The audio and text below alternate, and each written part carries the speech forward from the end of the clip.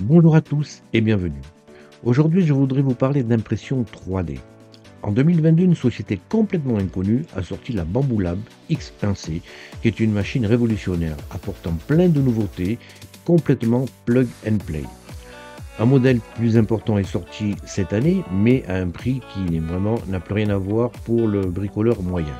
Creality a sorti la K2 Plus Combo cette année, qui est une bambou mais améliorée avec 350 au cube, plus rapide, une chambre chauffée et je pense que Creality a réussi son pari. Ils se sont également intéressés à la bambou A1 en sortant la Creality HI Combo qui est une cartésienne rapide avec gestion automatique des filaments et on va voir s'ils ont réussi leur pari avec cette machine.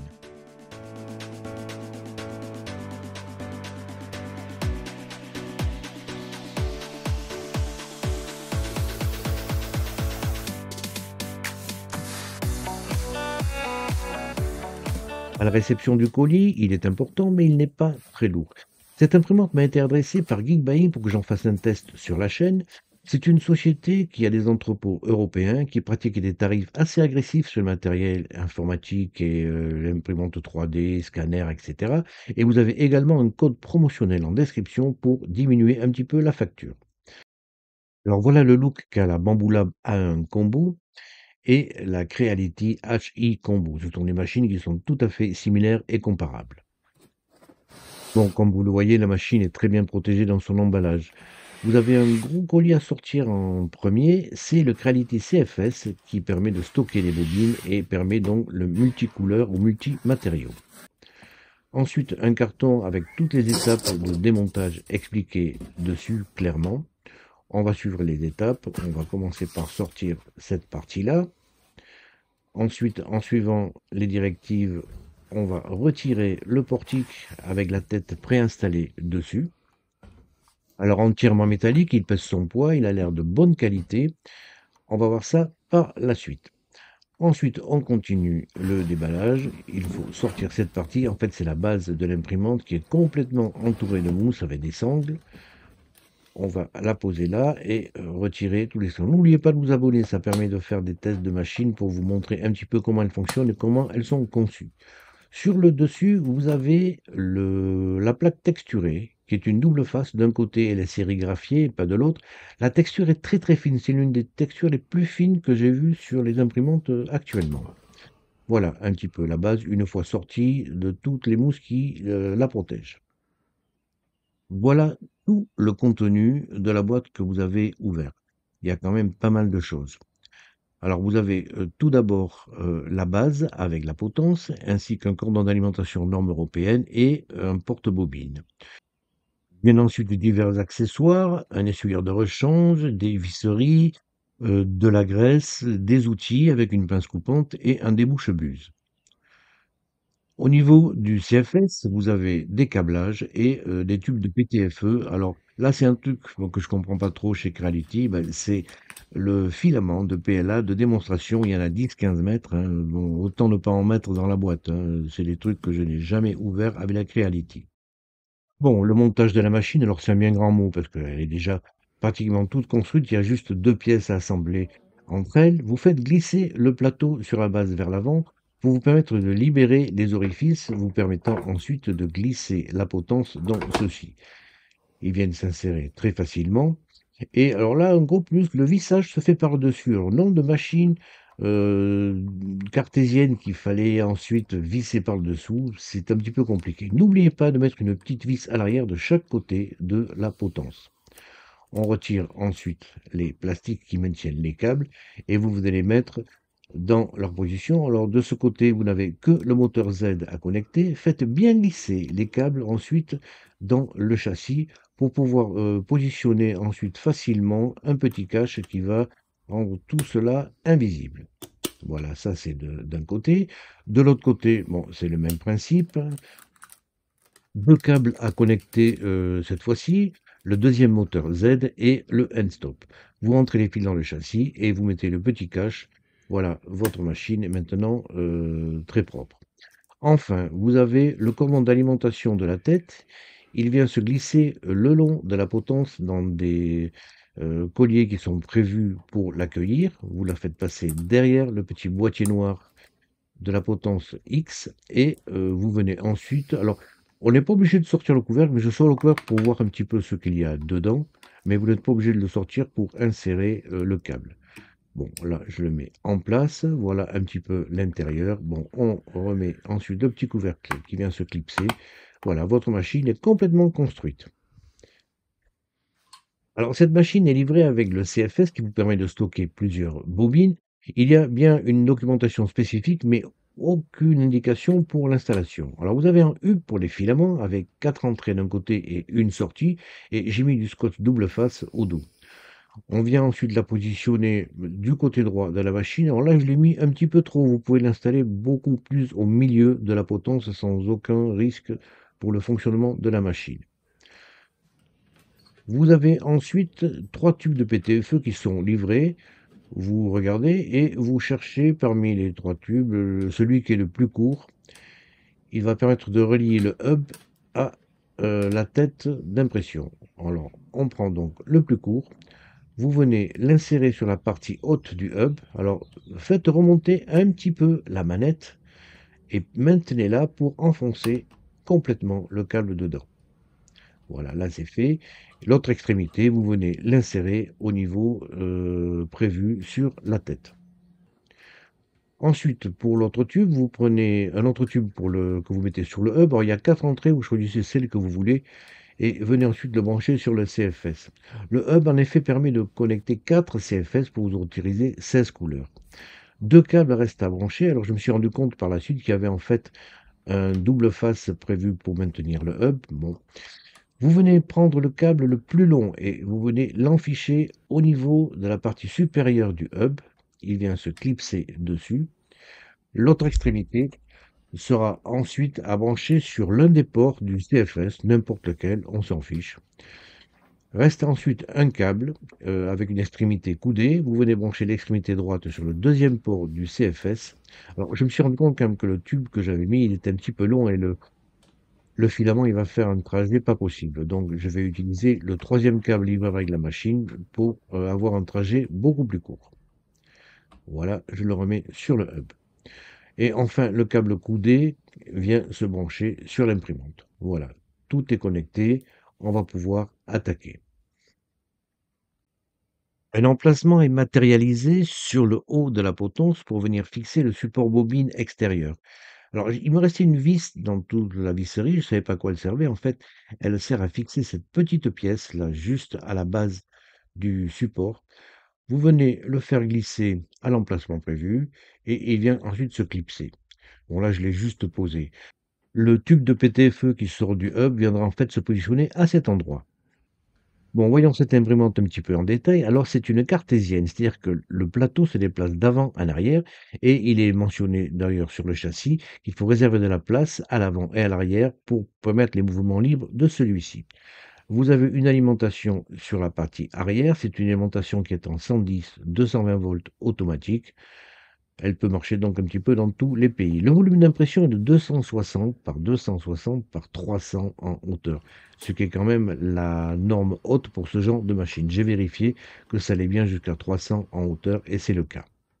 Le câble d'alimentation du plateau me paraît solide et bien fixé et il ne bloque pas du tout le coulissement vers l'arrière du plateau.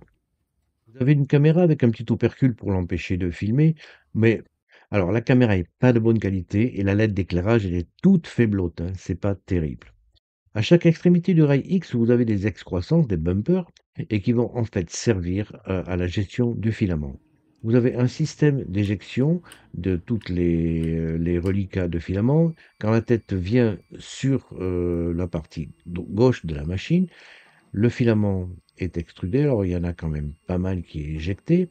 Et une fois que ceci a été fait, il y a un mouvement de la tête de gauche à droite rapide qui permet l'éjection du filament. Alors il faudra bien sûr prévoir une boîte pour les récupérer. Et vous avez un petit rendu visuel de l'extrusion. De l'autre côté, vous avez ce bumper qui vient presser au niveau de cette manette sur la tête et qui va donc couper le filament. On peut facilement retirer le capot qui est maintenu en place par deux vis latérales et on va voir un petit peu ce qu'il y a dedans. et c'est une boîte de nuit, hein. Alors, on va éteindre l'éclairage à l'aide de l'écran. Il y a un bouton spécifique pour cela et on va y voir un petit peu mieux. Vous voyez un ventilateur de refroidissement de la pièce, il est bidirectionnel mais à 45 degrés, ce qui est peu courant. Et ensuite, on a l'électronique partout. Alors là, on ne va pas y tripoter. Et vous voyez également le gros bouton vert qui vous matérialise l'extrusion et la rétraction du filament. La buse est facile à retirer. Vous retirez le cabochon en silicone qui la protège. Aucun branchement électrique à faire.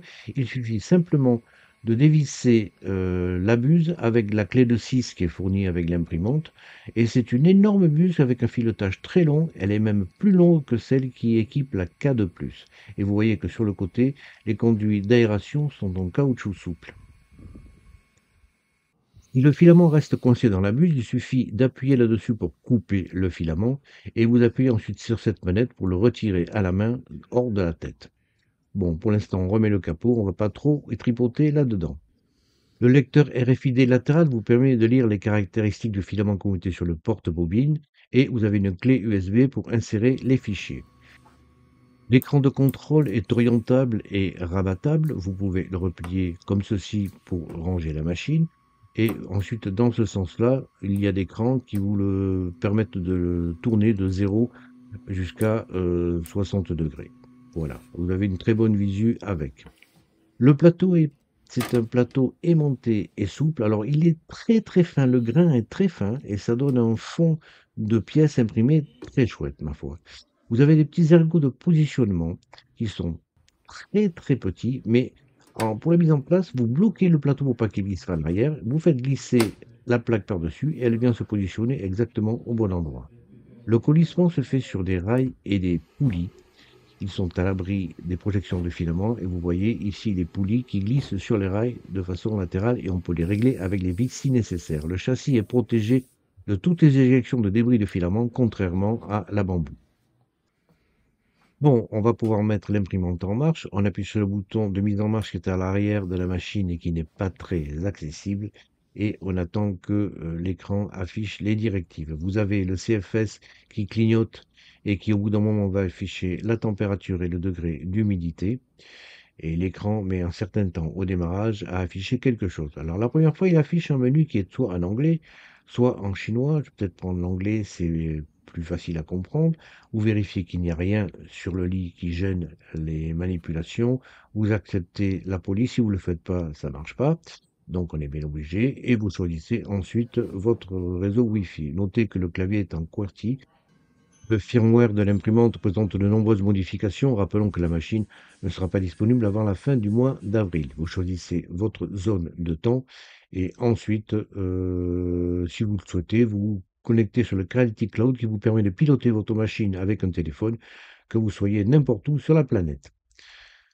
Bon, vient ensuite l'étape du self-check. Alors, ce sont plein de tests qui sont réalisés sur l'imprimante au lancement initial. Et vous voyez qu'il y en a un sacré paquet. Toute la machine est vérifiée dans tous les sens. Regardez un petit peu le nombre de tests qui réalisent. Ça prend quand même pas mal de temps. Et à la fin de ça, vous avez un message qui vous dit que vous avez une nouvelle mise à jour. On la télécharge et il faudra refaire encore quelques petites calibrations pour que vous puissiez vous servir de l'imprimante. Lors des tests, j'ai vérifié un petit peu la température du plateau qui chauffe et vous voyez qu'il est aux alentours de 60 degrés et la chauffe est quand même assez uniforme. Bon, vient ensuite la calibration du plateau. Alors bon, ça c'est connu, c'est un criblage de points sur la plaque qui est testé par la tête. C'est classique, mais c'est mieux quand on a une machine qui le fait automatiquement. Bon, au niveau du CFS, alors le CFS, il clignote, il dit qu'il a aucune bobine puisque les points blancs clignotent. Vous avez des zones à l'arrière dans lesquelles vous mettez des sachets de dessicants. Alors il faudra les sortir de la poche en plastique dans laquelle ils sont contenus. Et vous en avez un de chaque côté. On va mettre une bobine de Creality, tiens, pour voir si elle est reconnue automatiquement. Là, il me reste cette bobine avec du filament bleu. Alors, pour la mise en place du moule, c'est très simple. Vous la positionnez, vous enfoncez dans le tube jusqu'à ce que le filament soit happé et ensuite vous refermez. Le système va automatiquement vérifier que le filament peut arriver jusqu'à la buse de chauffe et ensuite va rembobiner automatiquement. Alors, ces machines qui coupent le filament et qui installent le nouveau, c'est quand même vachement pratique, vraiment. Alors, voyons, on va regarder un petit peu au niveau de l'écran si le filament est reconnu.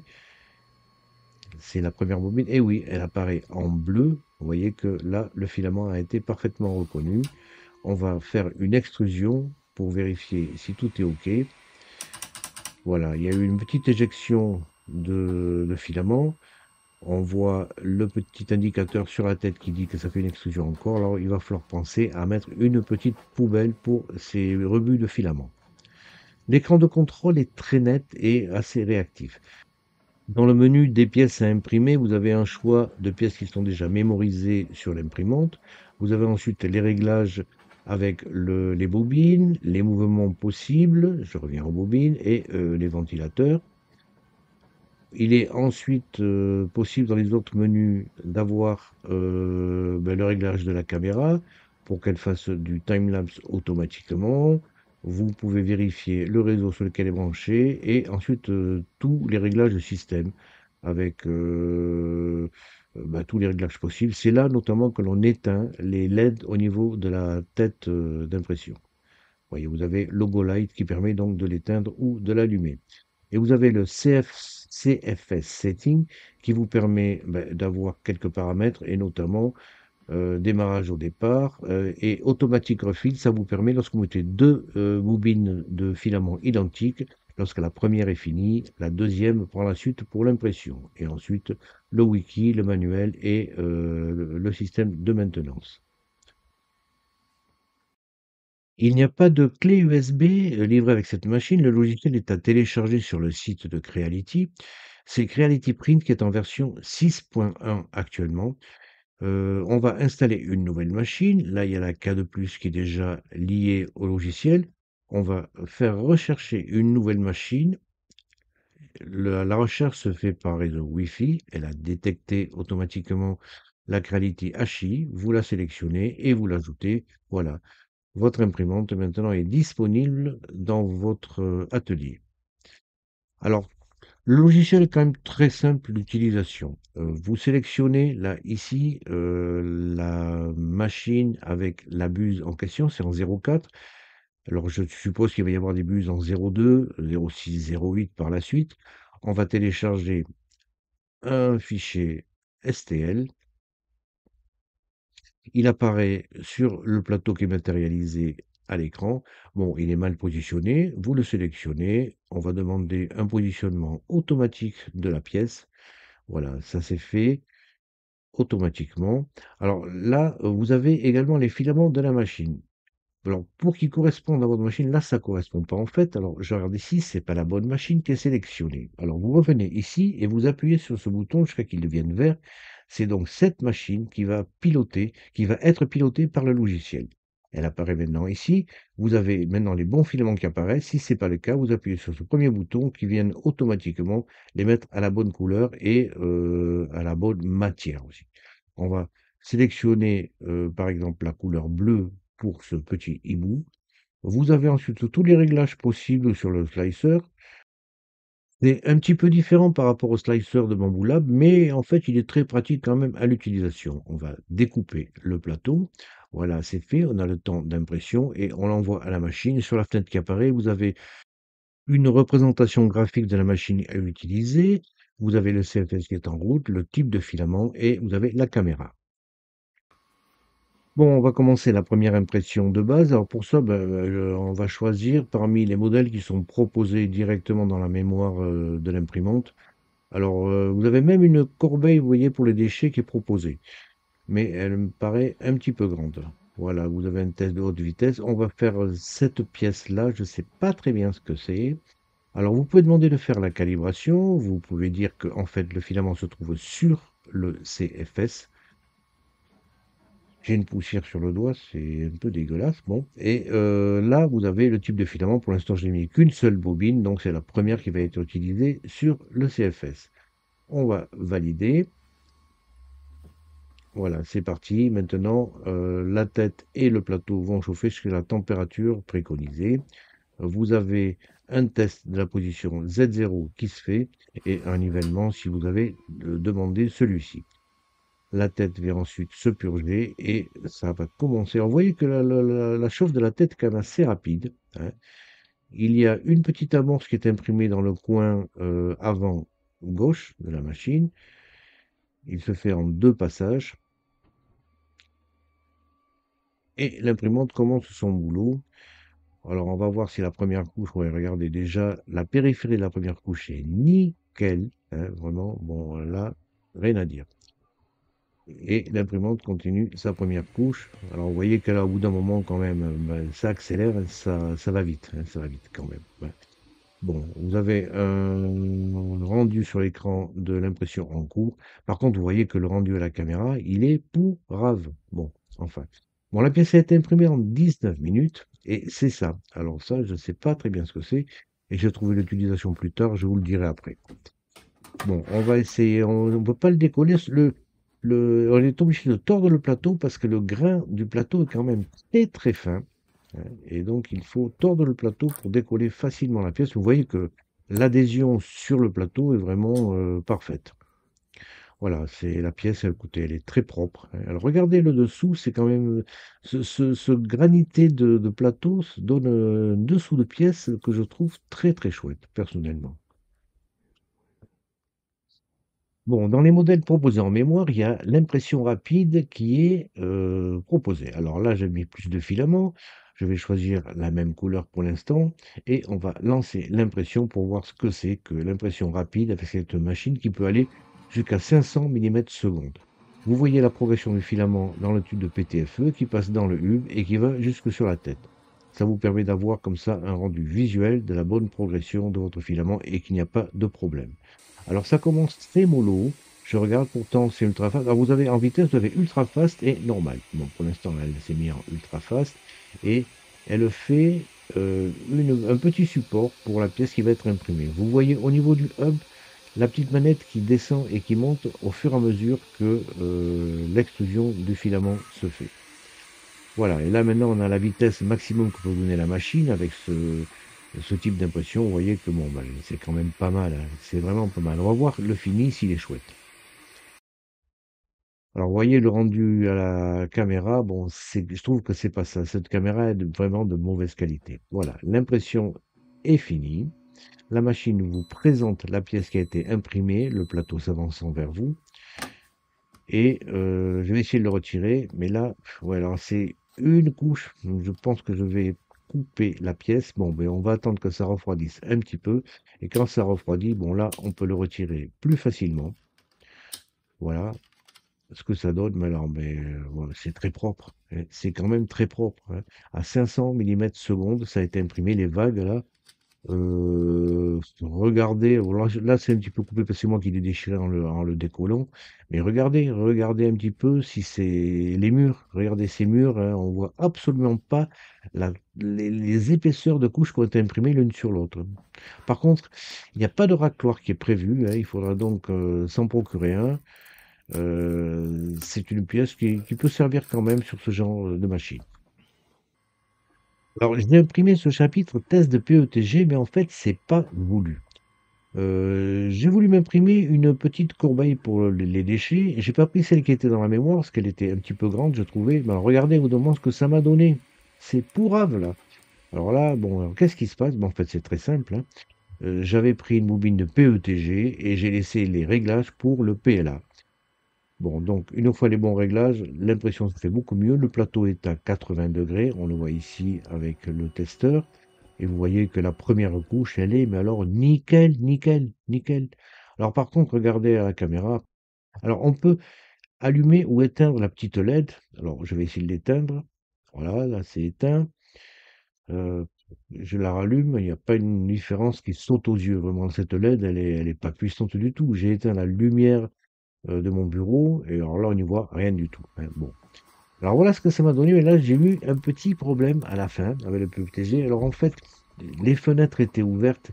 C'est pas une machine fermée, mais il faut éviter quand même les courants d'air. Et là, j'ai ma chatte qui rentre et qui sort sans arrêt. Donc, effectivement, les fenêtres étaient ouvertes et je crois qu'il faut quand même éviter les courants d'air, même si on n'a pas de caisson pour les matériaux spéciaux. Alors, avec le firmware actuel, les choix de filaments sont très, très succincts. Vous avez générique ou Creality. Et ensuite, dans les types de filaments, vous avez que 5 types. Donc, 2 qui sont dégradables dans l'eau, de l'ABS, hein, et du PETG. Bon. Donc, quand vous utilisez du PETG, pensez à mettre PETG, sinon l'impression ne se fait pas correctement. Vous avez un choix de couleur. Mais pour les autres filaments, il faut un nouveau firmware. Alors pour juger des qualités d'impression d'une, machine, ben, un torture test, il y a rien de mieux. Alors par contre, j'ai eu quelques petits problèmes également avec les bobines en carton et il a fallu, les dérouler. Alors j'utilise cet accessoire, je vous mets les liens dans la référence de la vidéo, qui permet de dérouler et de mettre le filament de droite à gauche pour avoir une bobine qui soit bien équilibrée. Bon voilà, là on a lancé le firmware, ça le test, ça commence tout doucement et vous voyez qu'à la fin, bon, alors là, l'impression n'est pas très rapide parce que c'est, un torture test dont la machine ralentit. Mais regardez le fini. Alors la plaque de fond, regardez ce petit granité derrière, j'aime beaucoup. Et regardez, bon, toutes les lettres sont lisibles.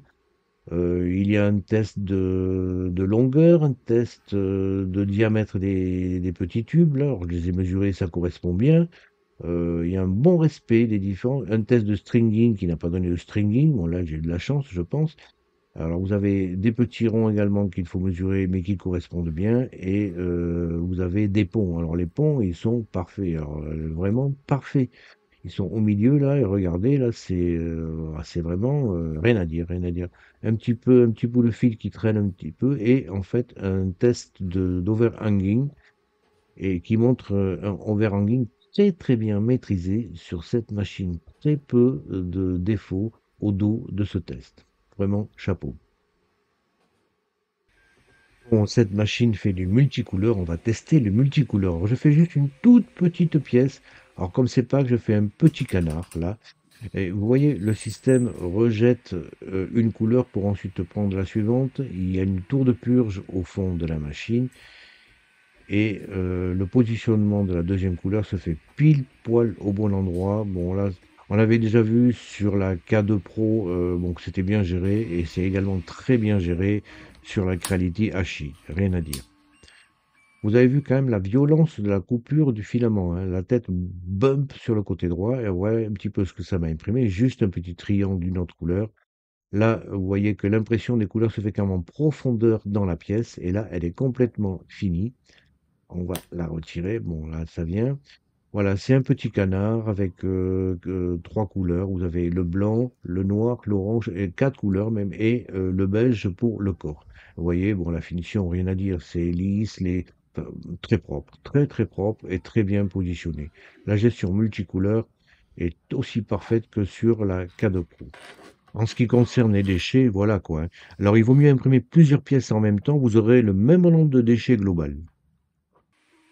Bon, on a un petit peu testé avec le torture test les ponts. Maintenant, on va voir un test de précision sur les impressions obliques pour voir si les murs sont corrects et si on n'a pas de difficultés. Voilà, la pièce a été faite relativement vite. Visuellement, c'est assez propre. Alors, pour le décollement, on est vraiment obligé de bien tordre le plateau. Il accroche énormément. Voilà, la pièce est finie. Alors c'est un enchevêtrement de petites étoiles les unes dans les autres. Et regardez, bon voilà, qu'est-ce que vous voulez que je vous dise? Hein, c'est nickel, quoi. C'est nickel.